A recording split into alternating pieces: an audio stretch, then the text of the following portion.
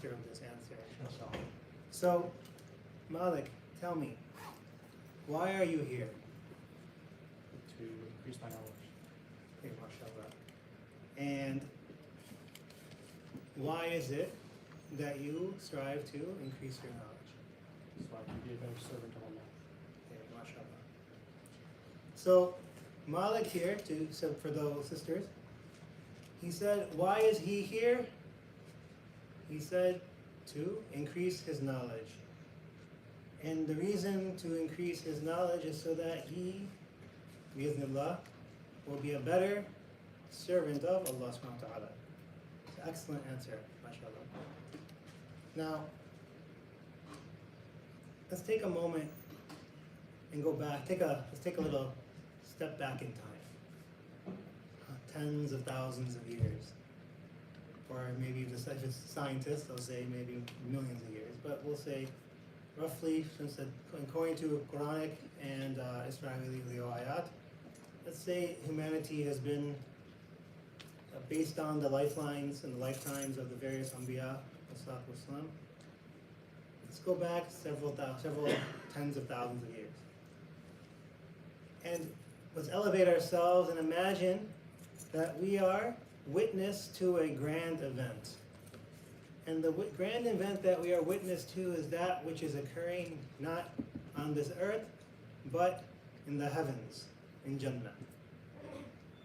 And there, Allah subhanahu wa ta'ala, He says, وَلَقَدْ خَلَقَنَاكُمْ ثُمَّ صَوَّرْنَاكُمْ ثُمَّ قُلْنَا لِلْمَلَائِكَةِ اسْجُدُوا لِآدَمَ. That Allah subhanahu wa ta'ala, He says, surely we created you, O insan. Then we fashioned you. Now, what does that mean, to fashion? Allah subhanahu wa ta'ala is referring to, first, He is the Khaliq. And so He created everything, the heavens and the earth and all that which exists in between and beyond. Whether knowing what we know of it and what we do not know of it, what is apparent of it, what is hidden of it, but He has created all of it. And then He fashioned us, meaning that He gave our ruh a body to possess. He gave us a form, He gave us a shape, and in that shape He gave us this perfect shape. That if we're missing even, for example, the digit of our thumb, how difficult would it be to just do basic mundane tasks without one's opposable thumbs? If you ask the anthropologists, they say one of the defining characteristics of why humans and primates, like because of their belief being that we descended from primates, that the opposable thumb was an evolutionary development that allowed us to be able to evolve to what we are today, because we were able to use and fashion simple tools. We were able to handle things and tear apart things and build things and construct things. And that was something that other creatures, other animals, other living things are unable to do. There is this is a little science lesson, but just to give you some insight, the scientists will also say that one of the reasons that the human brain is far superior in development to that of other animals is because of the amino acids that we consume. Amino acids are the building blocks of what? Of proteins. And proteins, and these amino acids, they helped in development of the brain. And there's certain amino acids that our body cannot produce, and they must be consumed. And some of the amino acids which are responsible for developing the brain, they come from the consumption of meat. So don't tell the vegans this, because they're going to think that you're calling them stupid. But the reason is the opposable thumb allowed those creations, meaning the primates and the apes and then obviously humans, to develop and use tools to attack and hunt what? Those animals that had the very proteins that helped in development of the human brain. This is what science says. Now, I'm just mentioning this because of the fact that the ni'mah of the opposable thumb allows us to do so much, yet we take it for granted. So when Allah subhanahu wa ta'ala fashioned us, His hikmah is absolute. And so He created us in a way that would allow us to succeed, to allow us to flourish, to allow us to develop ourselves, to do well. And I'm just talking not just about the thumb, but I'm talking about our entire jism, our entire body.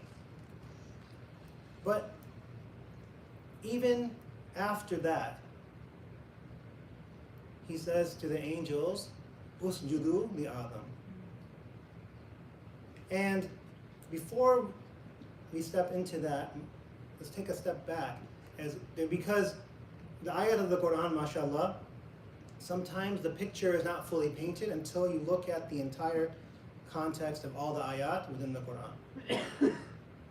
And so Allah subhanahu wa ta'ala says elsewhere in the Quran, in Surah Baqarah, He says, وَعَلَّمَ آدَمَ الْأَسْمَاءَ. And He taught Adam the names of things, meaning He gave him knowledge. He gave him information. What of the knowledge? Kullaha, all of it. And then He says, ثُمَّ عَرَضَهُمْ عَلَى الْمَلَائِكَةِ. And then He presented what? All the things that He taught Allah, He presented them to the angels. Now why is He doing this? Because the angels, when Allah subhanahu wa ta'ala says that He will place into this earth khulafa, vice regents upon the earth to act in accordance to His will, the angels made an ishkal. They made an objection. And they said, Ya Allah, this creation, we see how You've made them. They will commit sin. They will disobey You. They will even though they follow their whims and their fancies and their desires. And they fall victim and slave to the feelings of the heart. And unlike us, the angels, who every beck and call that you make, we say we will be there. You say jump, we say how high. You say make sajda, we don't even ask when to stop. And so Allah subhanahu wa ta'ala wanted to show the angels. So He presented the names of all these things. He presented all the objects, all the information of the dunya, all the things of the creation. And He said to the angels, come, inform me of all these, what are these things? Tell me everything that I brought forth. Tell me, what are these things? If you are truly truthful in the claim that you are making about this insan, then surely you should know better. And the angels at that moment, because the angels, they're not a type of creation to disobey Allah subhanahu wa ta'ala. They, imagine nowadays if you have a robot and it's programmed to do a certain function. Short of a mechanical failure, that robot will always function the same each and every time. So the angels are like this. They are commanded to do something. There are angels in Jannah who are merely standing in qiyam and doing tilawat of the Quran in qiyam. There are angels that Allah subhanahu wa ta'ala created that are in ruku, and all they're doing is the tasbihat ruku all the way until the end of time. And likewise, there are those in jalsa, there are those in sujood, all the way to the end of time. And they will not move from that spot. They will continue and continue and continue until Allah subhanahu wa ta'ala, He faces all existence, and then the resurrection occurs, and then we will be judged. So these angels, they are merely asking out of inquisitiveness. They are curious. And so then when Allah subhanahu wa ta'ala brings this question to them, if you are truthful or if you are, knowing of your claim, then tell me what these things are. And they say, Subhanaka, pure are you, Ya Allah. We have no knowledge of these things. The only thing we know are those things that you tell us. And so, it was then and in this moment that, what happened? The angels understood. that when Adam alayhi salam comes forth and he starts saying this is this means this means that, this is the understanding of this is the wisdom, the hikmah behind this, on and on and on and on. The angels were satisfied, and the angels felt that they knew in that moment that this insan is far superior to us. So then when Allah subhanahu wa ta'ala says, Usjudu li Adam, every single angel strikes the ground at the exact same time. To give a point of reference, the known universe is approximately 96 trillion light years and is ever expanding. And Rasulullah sallallahu alaihi wasallam says there is not a space in this, all of the created world, all of the universe, all of what Allah subhanahu wa ta'ala created, there is not a single spot bigger than the gap between these two fingers that is not occupied by an angel. So, how many angels are there? It's astronomical. Beyond astronomical. And so when Allah subhanahu wa ta'ala says, Usjudu li Adam, all the angels make sajda. Can you imagine? Because they understood and recognized what? The superiority of insan. And they recognized the command of Allah subhanahu wa ta'ala. Now, today's talk isn't about the creation, but rather this is a branching off point and a point to understand a very, very key point that sometimes is missed in its subtlety. And that is, Allah subhanahu wa ta'ala, He created us, and then He fashioned us. But then before the angels made sajda, what happened? I mentioned it. No takers? Well, Adam alayhi salam was given knowledge. He was taught things.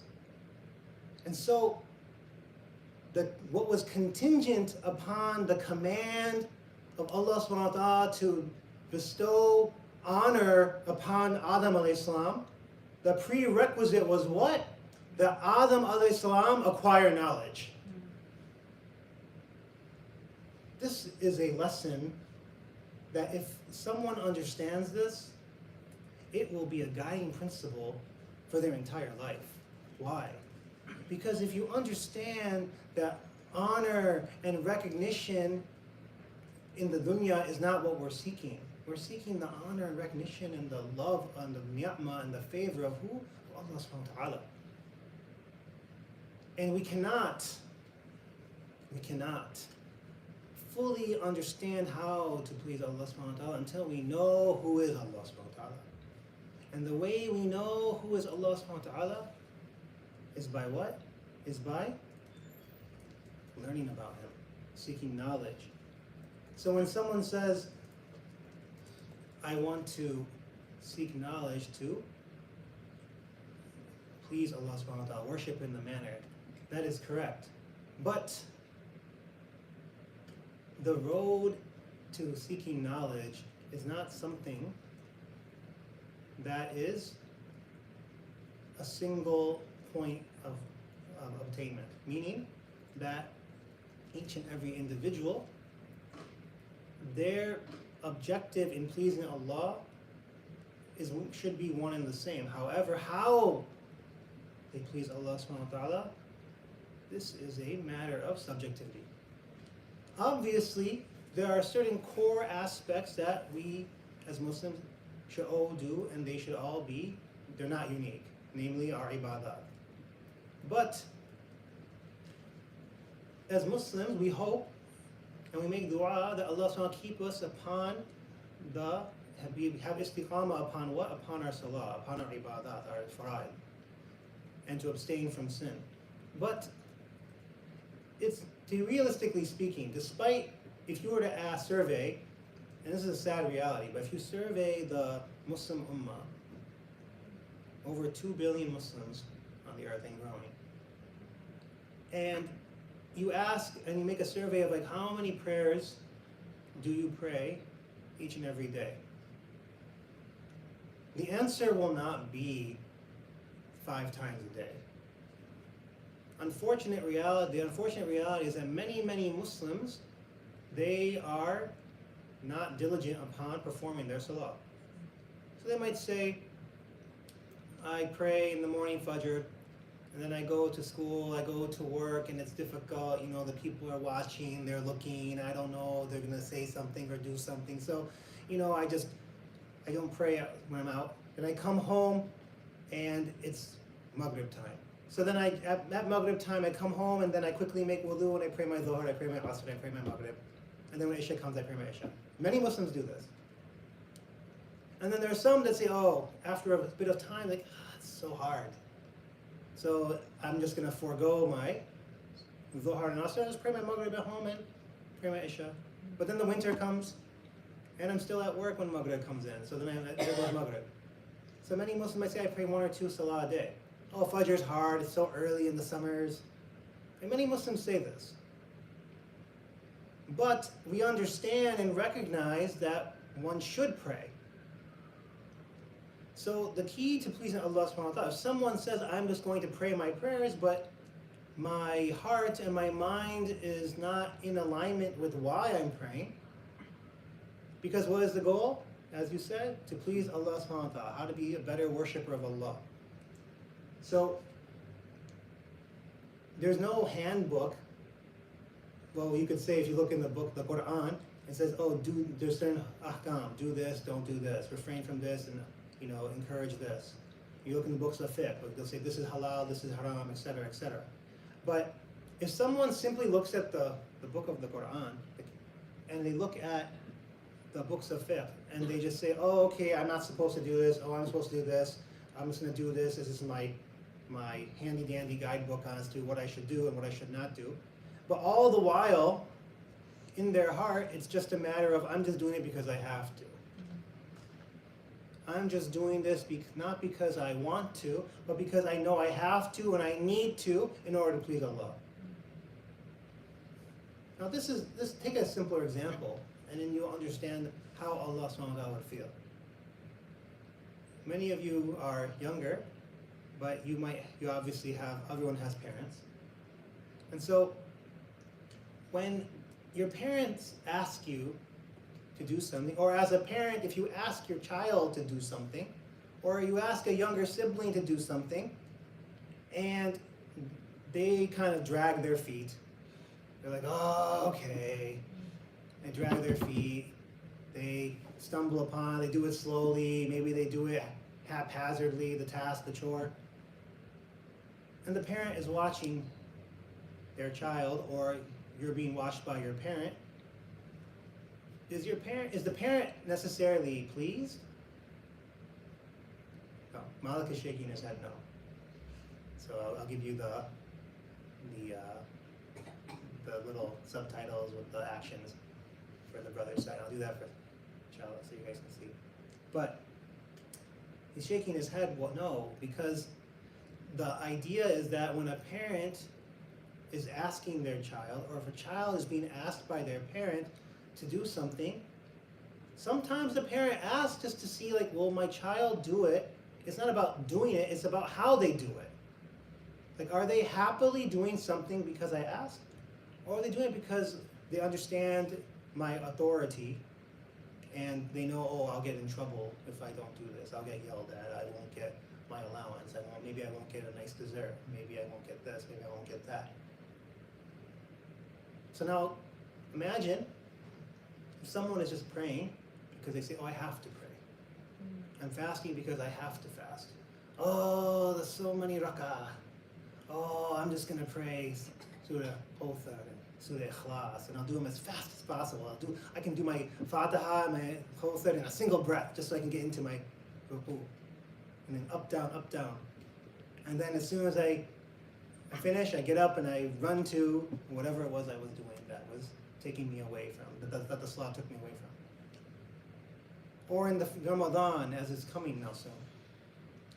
I'm so hungry, so tired, Tarawih, Oh, why do they do a talk after 8 rak'ah? Why do they do a talk after the Isha Salah? Why do they talk after the 20 rak'ah? Why? It's so long, and I don't want to be the one to get up because everyone's going to see me.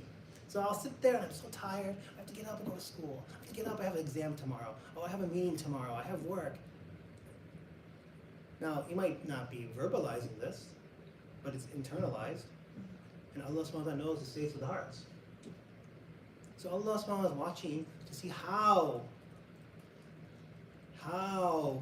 we follow His commands and how we abstain from His prohibitions. And so, just like the parent and the child, if we are simply moaning and groaning, complaining, and our hearts are just not in alignment with being happy with what we're doing, then it's no different than the parent being upset with the child. Allah subhanahu wa ta'ala say, where's the love? Where's the desire to be happy in pleasing me? It's not enough to make Allah happy. You have to be happy to make Allah happy. And so, going back to why are we here?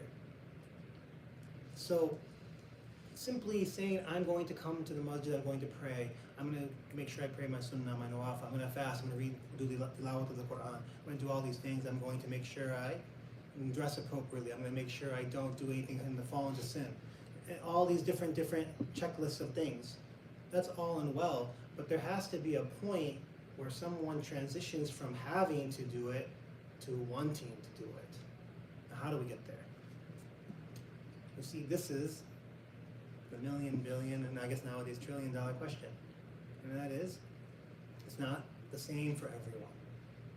And this is the point I would like to emphasize, is that when someone says, why are you here? The correct answer is what Malik said, that we are here to learn and please Allah subhanahu wa ta'ala. Just like Adam as-salam, he learned and then he went to please Allah subhanahu wa ta'ala. But we have to make a decision or not a decision, but a conscious effort to understand how can we recognize what is it that I can do, that I love to do, that I'm happy in doing, that also aligns with pleasing Allah subhanahu wa ta'ala. Because it's through the zeal of pleasing Allah subhanahu wa ta'ala that Allah subhanahu wa ta'ala will not understand, but he'll bear witness upon our effort, our love to love Him. And so, that's different for everyone. Everyone has a disposition that's unique to themselves. Everyone has what they like and what they don't like. It's a matter of trying to figure out what is your purpose in how you please Allah subhanahu wa ta'ala. Let me give you an example first. We'll go back to Adam alayhi salam. Now, after Allah subhanahu wa ta'ala commanded the angels to make sajda to Adam alayhi salam, they all did make sajda, except for who? Iblis. He was from not amongst those who made sajda. And the story, we're not going to go into detail, but the story, Allah subhanahu wa ta'ala, what happens after Iblis says that? What happens to Iblis? He gets kicked out, right? It's that moment then Iblis turns from being Iblis into Shaitan. Now, there's a bit of a discourse. Allah subhanahu wa ta'ala, He says, فَحْبِطْ مِنْهَا. Get out from here.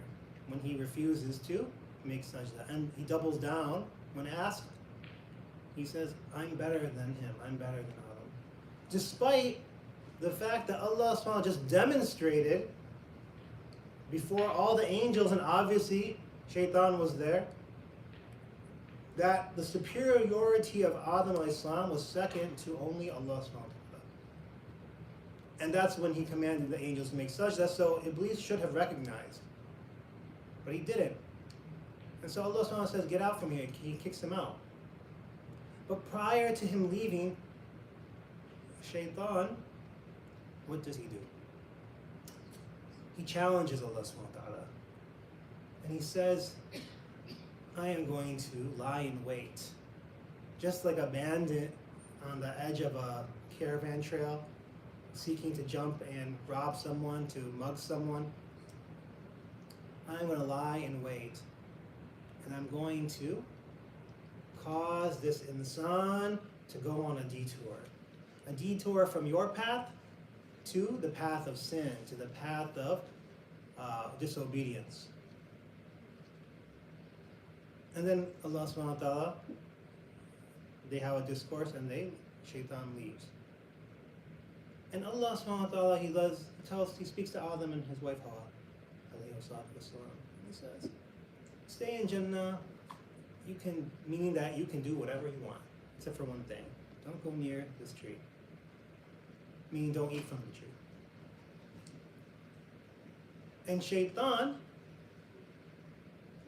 understanding that the reason Adam alayhi salam is created, just like the reason the angels are created, just like the reason he and the other jinn were created, was ultimately to worship Allah subhanahu wa ta'ala. And so, shaitan has existed for millennia prior to the creation of Adam salam. He was the ultimate abid, the one that when he would walk in Jannah, the angels would talk. Like, that's nice. He's the one that's in Allah's favor. This is what they used to speak of him. And then how far he fell in just a brief moment. So he still understands that shaitan is one of the greatest alims ever to exist. He understands Allah subhanahu wa ta'ala better than even we do. It's just that his arrogance clouds his judgment from fulfilling that obedience. And so he understands what our objective is. He understands what our purpose is. So he understood, by extension, he understood the objective of Adam alayhi salam. And so he slowly, he befriends Adam alayhi salam and his wife, Hawa. And he says, the tree, if you go there, you'll become like an angel. Or you'll live forever. Meaning, angels, they don't, as we mentioned earlier, angels, they are like robots. They do exactly what Allah wants. So don't you want to be like an angel? Meaning that whatever Allah wants, you do. So wouldn't you be happy in making Allah happy? Wasn't that what we talked about earlier? And then slowly, or you could live forever. Meaning that you could pray forever. You could worship Allah forever. You have all the time moving forward forever. Imagine now if we could live forever. Would we complain about salah if we could pray? Would an individual complain about, oh, I have to pray. Oh, I have to do this. Oh, I have to fast 30 days out of the year. If you know you're going to live forever, then it seems like, the time scale becomes much smaller. This is easier for an older person to recognize. Like for the little kids here, if someone says to you, hey, we're going to go to an amusement park, you're like, yeah. It's like, we're going to go in a year. You're going to be like, huh? Now, you ask someone who's 70 years old, and you say, oh, next year we're going to go to a theme park. They're like, oh, okay. Because it's 1/70th of their life. It's 10% of your life if you're like 10 years old, right? I guess right, mashallah. So the time scale is different. Now imagine if you're going to live forever. A year feels like a second. If you know you're going to live forever. So this is the deception that shaitan is casting upon Adam alayhi salam. And then slowly, so we know the story. So they ate from the tree, and then they became, their shahwa and their shame became apparent to them, and they were sent to the dunya, and the rest is, as we now call it, is history. And so this is a very, very important thing to understand, is that if we want to transition from what we have to do to what we wanting to do rather than having to do, we have to recognize that this is something that shaitan does not want. Shaitan's perfectly happy if an individual prays their entire life, but they pray in disdain. They fast every year, 30 days, but they are always complaining. Shaitan, he doesn't mind this. Because he knows I have an angle. He knows that his angle is that eventually I have a chance at getting this person to stop praying. I have a chance at getting this person to stop fasting. But imagine if someone loves to pray, if someone loves to fast, then it's not so simple to get that person to stop doing that.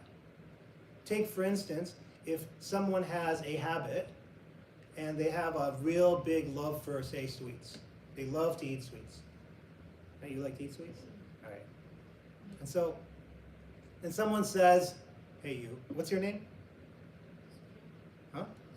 Sufyan's. Well, if someone says to you, Sufyan, you can't have chocolate ever again. What are you gonna, maybe you're gonna go and see, oh, what's this, some chocolate in the pantry there? No one's looking. I need some chocolate. Oh, I'm gonna go to a friend's house. Oh, you have some chocolate cake? Okay, I'll have some. Like, you might do that. So the shaitan understands that if you love something, it's very hard to stop it without a lot of effort, a lot of mujahadah. And so if someone loves to pray, shaitan has a very difficult task ahead of him. It's how to rattle that person in such a way that they no longer love it. It's very hard. And so his object, his goal is to lie in wait to prevent us from making that transition. And so it's actually contrary to what people think in terms of how you do that.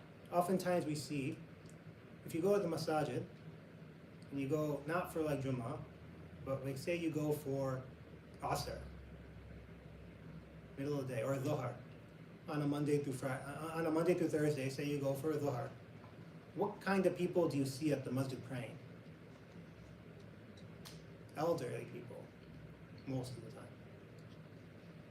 It's why? It's because they're retired, they have more time on their hands. No, it's also because they know they're closer to death. You see, when the inflection point in the lifespan of an individual is, we say, oh, the Nubuwwah came at 40 years old, but there's actually an interesting thing that happens when you're 40, is that you start to contemplate death more. It becomes a natural thing. Because then the aches and pains, you notice when you're for you guys are like half my age, most of you, or less, quarter of my age. But the thing is that, when you're in your when you're in your teens, you get like a scratch, a bump, you're like, whatever, you shake it off and you just keep going. Or you're in your 20s, you just go about your day and you feel like, you have the whole world's in your palm of your hand. You're in your 30s, you're kind of like, okay, but when you hit 40, you're like, this little ache I had, didn't have that before. Oh, back, oh, my knees.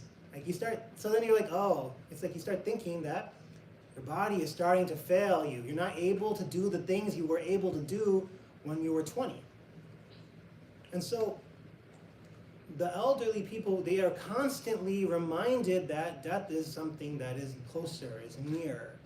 And so they go and they pray.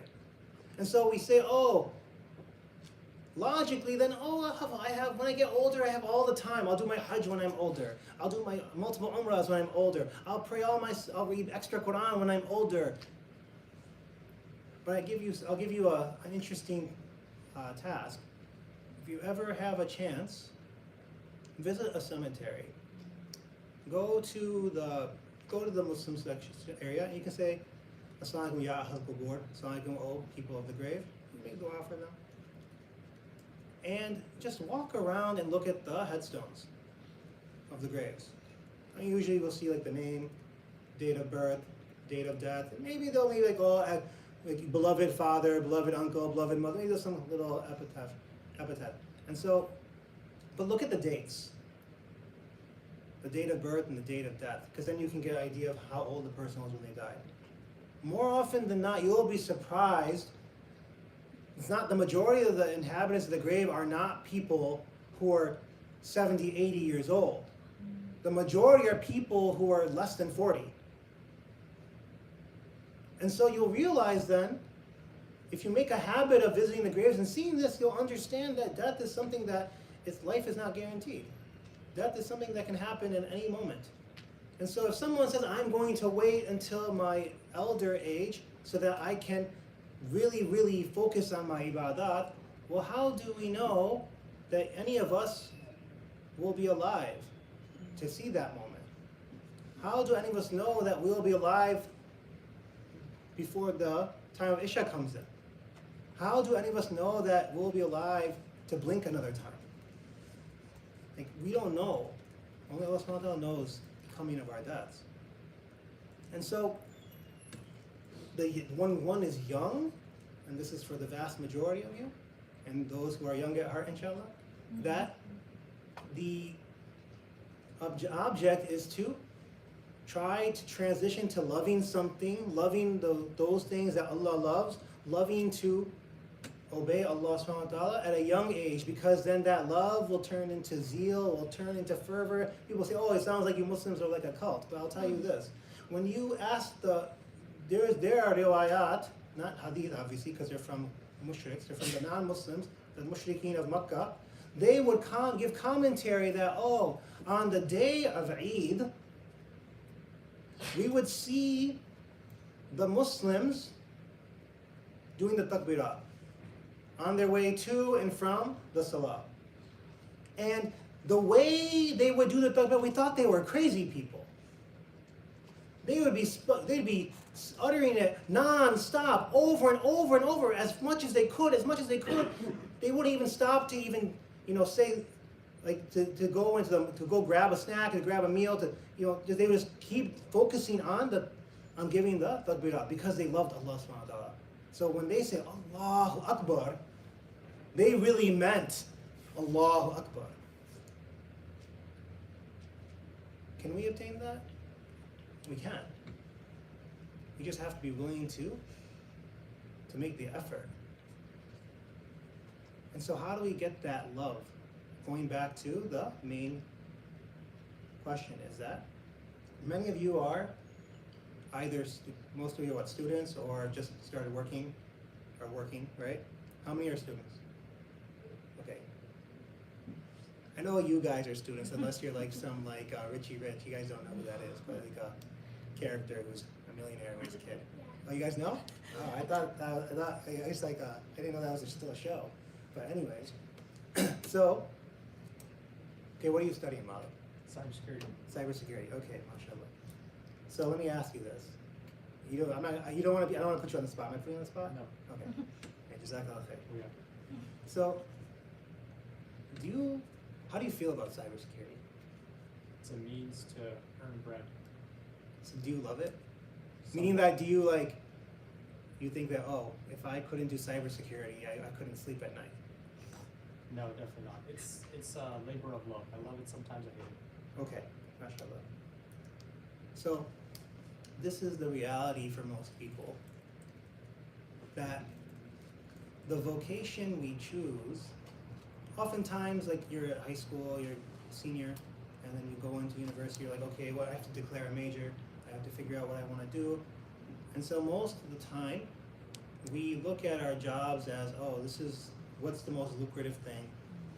What's the job market outlook like? Am I able to do it? Like, is it easy enough for me to be successful at this field? Like, for example, if someone has a poor memory, then perhaps they wouldn't choose to go into a field like, for example, like early on, the studies of medicine requires a lot of rote memorization.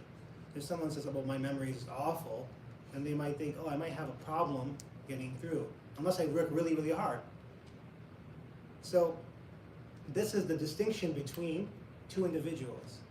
You will see there are some individuals who, despite their shortcomings, they will still work and they will still strive because they absolutely want to be what that job is. In this example, a doctor. You have one person with a good memory and one person with a poor memory. One person that has good study habits, one person that is having ups and downs.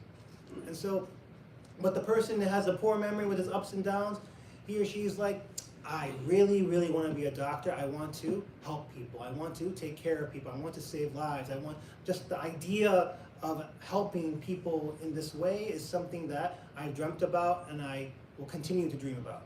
then this person, because of their love for it, that will manifest into a elevated level of effort. And inshallah, they will be successful because that love and that effort, when they're married together, they will be able to achieve things that someone who has the skill set, but perhaps they don't really care for it. They're like, oh, I don't really care about medicine, but I hear the job stability is good. Well, maybe not so much anymore, but with PAs and AI and all that. But for the most part right now, it's still a stable job. And if I get into a good residency program, then I can have a 9 to 5, fairly easy, and then I still have my personal life, and I can afford the things I want to buy. I can take care of my family. So yeah, I'll just do it. And they go and they do the job. Now, if you're a patient, now suppose both these two people, they go through medical school, they go through residency, and they both become the exact same type of doctor, and they're successful in their own right. And you had to choose who was going to be your doctor. One, and you walk in and say you have you go into the office of the doctor who just is very, very astute, and he's very, very smart, but he's just kind of apathetic about everything. He's like, oh yeah, he just starts giving you the entire diagnosis and all. He's like, yeah, all this. And you're like, okay, thank you, doctor. And then you go to the other doctor, and the doctor's like really, really passionate about what they're saying. Like, oh yeah, this is really important, you should do this, and by the way, in addition to that, you could do this, and all these things are going on and on and on, just giving you a laundry list of all these things because they're so infatuated with helping you. Who would you rather have as your doctor? Not rhetorical. I mean, I'm assuming, unless someone wants to raise their hand in disagreement, but I would assume you'd want the passionate doctor because they care, right? One of the most common things that people complain about doctors is that some doctors have poor bedside manner. Now, bedside manner is something that either you have it or you don't. It's not really something, you can try to be polite, but everyone knows it's superficial. But if you really are someone who's very, very in tune with the feelings of other people, then people will reciprocate and they will benefit from that. And so, it feels like a digression, but the point I'm trying to make is that if you have, it's good to find a job. It's good to find a vocation that you're good at, that you can be successful at. But if it aligns with your passion, all well and good. Then the next step is, how can I use this skill in a way that pleases Allah subhanahu wa ta'ala? So Malik, suppose if you just couldn't sleep at night unless you did cybersecurity, like you were just having dreams of cybersecurity, dreams of hackers coming in and you stopping them and all this, and people cheering, maybe you had dreams like this. Too much? No? Okay, all right. So if you had that, then you said, okay, well, in addition to whatever job I get, how can I be helpful in a way that pleases Allah? Well, you could say, okay, I want to help with the IT infrastructure of the Muslim organizations. Maybe develop ways to access information that, ilmi information, things that would benefit the ummah, right? I mean, for example, can you imagine the guy or the team of people, whether it's brothers or sisters, that created, there's a website called, I don't know if you're familiar, it's called sunnah.com. Yeah. It has all the Sitta, and it has other hadith books as well. It's an excellent resource if you just you're writing something, you need to get the digital version so you can just cut and paste it into. And so many ulama use it when they're in their fatawa, in their slides or whatever they're making for their classes, in their dissertations, whatever they're writing. But then there's also people who just read it. You can get it, you can pull it up on your phone and you can read a hadith. All these different, and the translations are there in multiple languages.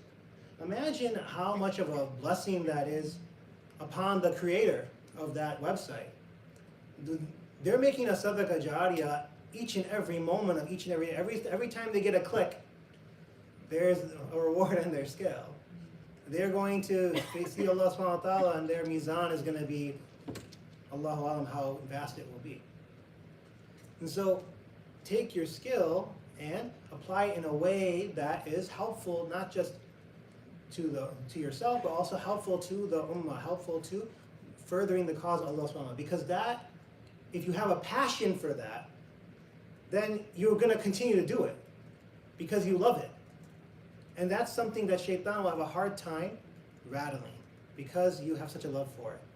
But now on the flip side, suppose and this is where most people lie, is that say it's just like, it's just a way to pay the bills, it's just a way to put food on the table, it's just a way to put a roof over my head and maintain a certain standard of living.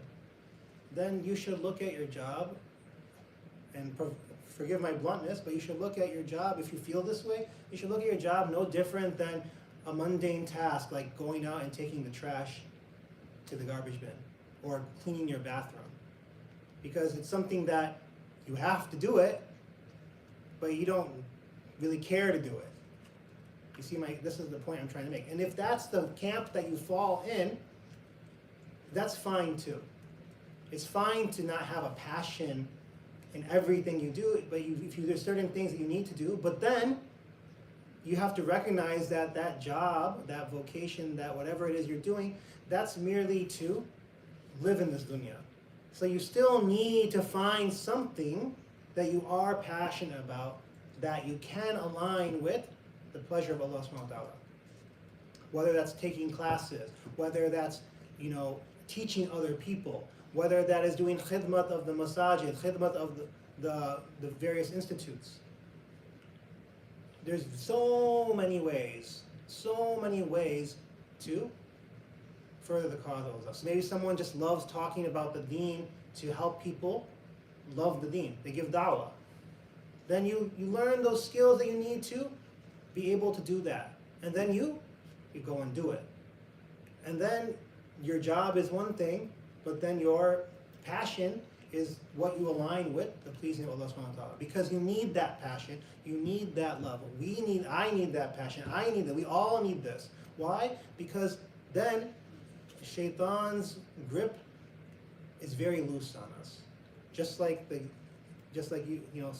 Sufyan wanting to eat the chocolate. Shaitan is not going to be able to stop him from eating that cookie. So shaitan will not be able to stop us from our love of doing something either. What shaitan tries to do is cast into us love of things that are harmful. And this is something that we have to be wary of, that there is a fine line between doing something you love to please Allah subhanahu wa ta'ala and doing that same thing to displease Allah subhanahu wa ta'ala. What do I mean by that? And I'll leave you off with this. It's that anyone here studying law? Or is a lawyer? No one? Okay, no problem. It's okay. They say all lawyers are what? Are liars, is what they say? So, good thing. I'm kidding. And so, if you ask a law student or a lawyer, what is the difference between first-degree murder and second-degree murder? What's the primary difference? Intent. Premeditation, intent. You should go to law, inshallah. And so, meaning that if someone is killed by some individual, but it's, say, a crime of passion, or they road rage, or it's just a severe negligence, to the extent that they know their actions will cause harm or death to an individual, but they still do it, then that will fall into second-degree murder or even less. But if someone says they have proof of this person planning and plotting and setting up this, taking all the measures and steps in order to perform this crime, then that falls, it gets elevated, it gets upgraded to first-degree murder. So similarly, our intent is the separation between whether something truly pleases Allah subhanahu wa ta'ala or is actually a hindrance to our pleasure of Allah subhanahu wa ta'ala. Meaning that if someone has, it says, I found that niche that I really, really want to be in that will help me please Allah subhanahu wa ta'ala, but then all the while, Shaitan starts poking and prodding at you and saying like, oh, how great are you? You know, you're doing XYZ things. Maybe even in your mind, you're like, MashaAllah, so amazing what you're doing, you are doing, you're so great. If not for you, where would those people you help be? How would the ummah be? Imagine Shaitan going to the creatorsunnah.com. Like, oh, where would the ulama be without using your website? Like, this is the kind of things that Shaitan will start attacking an individual with. So then that person starts getting a bit lifted up in their ego and starts saying, oh, what else can I do to make me look big? See, this is where the intent has now transitioned from what was originally passion towards pleasing Allah towards passion towards pleasing yourself. It's a fine line. And so this is something that when you do find what you love, when you do find a way to use it in the khidmat of the deen, then you have to always constantly check your intention. And this falls under the concept of self-reflection, muhasaba, where you take account of yourself. So every night, at the minimum, before you go to sleep, think about all the things you did. And were they good and were they bad? What was your intent behind them? Was it a good intention? Was it a poor intention? For those things that had good intentions and those things that were good, you go, Alhamdulillah, Ya Allah, subhanahu wa ta'ala, give me the tawfiq to continue and to increase upon it. And for those things that had the wrong intention and those things that perhaps were the wrong things to do, like, Ya Allah, remove me and make me far removed from those things and give me the tawfiq, the ability to replace those actions with better ones tomorrow. And you do this every day. This is a constant tug of war. Sometimes you'll find the side of shaitan pulled one way and you have to pull it back to the center. And this is something that will constantly happen throughout, so long as we're breathing, this will happen. And the more you know, the more the tug of shaitan increases. You ask the ulama, who has the most waswasa, and the ulama say, we do. Because arrogance is such an easy thing to creep into the heart of someone who has knowledge.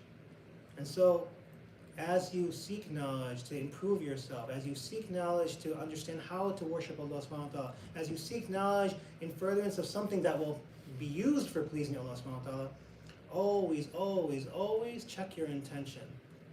And if you do that, then Allah subhanahu wa ta'ala, His assistance will never, never leave us. Because if we are constantly remembering Him, then Allah subhanahu wa ta'ala will remember us. Faskuruni, faskuruni. Any questions before we break for Isha? Any questions on chocolate recipes? Malik, yes? If we do something for the sake of Allah and our intention is clear, but I know that if we show it off to other people, then that ruins the reward, correct? It depends. Because the question was, just to reiterate for the sisters, is that if you do something to please Allah subhanahu wa ta'ala and your intent is pure to please Allah subhanahu wa ta'ala, will disclosing or presenting those actions to other individuals, basically informing them of what you've done, will that negate, is that a good word for you? Right. That would negate the ajr or the merit of the act. And my answer to that is it depends. Because the intention of why you're telling them matters too. See, everything comes back to intention. For example, if you are informing someone of something you did as a way to make them see you as someone important or someone good or someone grand, then that falls under the purview of riya, of ostentation, to show off. And riya is haram. And so, this is something that is, and by the way, there's two actual acts. Depends on what you're talking about. If you're talking about acts of worship, it's a riya. If you're talking about other non-acts of worship but you're showing off, that's hubbul jah, which is love of fame. And so they're essentially the same thing, but one's for religious matters and one's for non-religious matters. Like if you're showing off about like your house or something, or your grades or your car or something like that, or versus like, oh, I gave this much in sadaqah, or I built this many masajid or XYZ, then that would be riya. So if your intent is to make yourself look big, look great, then this would be either of those two that I've mentioned, and this would be sinful, because now and then this would reduce your, now at the time, Allah subhanahu wa ta'ala is not bakhil in the sense that He's going to undo a reward that He gave you. So for example, if someone had a pure intention in the moment they did something, and then later on they falter and then start showing off, then there's two separate things now.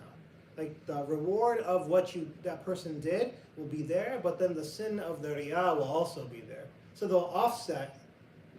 Now as for the gravity of that offset, that's according to what Allah subhanahu wa ta'ala wills. But now, if your intention is to tell someone something, to encourage them to do it as well. For example, this is the most common example. It's, last 10 nights of Ramadan, there's fundraiser at the masjid, and they say, oh, who do we have that can give $10,000? It's like, oh, mashallah, takbir, may Allah bless you, your family, and put barakah on your wealth and your health. They say all these things, right? It's like, who else? Now, someone's looking and say, oh, that person gave? Maybe I'll give too. And so then they raise their hand, and then they say, oh, suddenly someone, they raise their hand, it becomes like a domino effect. So if you, for example, say, I want to be the first person to be the donator, I want to jump up and volunteer to be that first giver so that people will give, then that's wonderful. Because then you will get, actually, your reward will be compounded because you were the one that pushed that domino that caused all the other ones to fall in line. And so that would be one thing. Now, but if you're doing it so that people be like, oh, mashallah, Malik, mashallah, you gave so much? Oh, you must have a good job, cybersecurity, right? Yeah, mashallah. And so, that would be something that would be wrong, wrong and inappropriate. So it just depends on the intention. What if you tell your parents about a religious act to make them feel proud?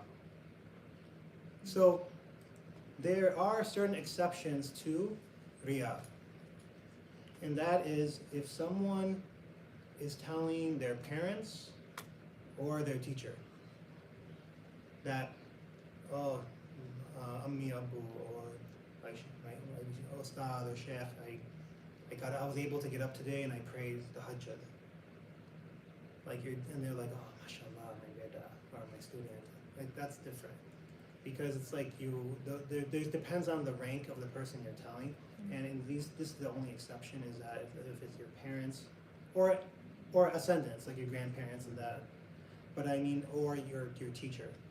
But again, even in that, if your intention was, I'm only praying that the Hajj so that I can go and tell my parents that I prayed the Hajj, then that's different. But if you actually just did pray and then you tell them later, oh yeah, alhamdulillah, I got up today and I prayed the Hajj, then that's totally fine.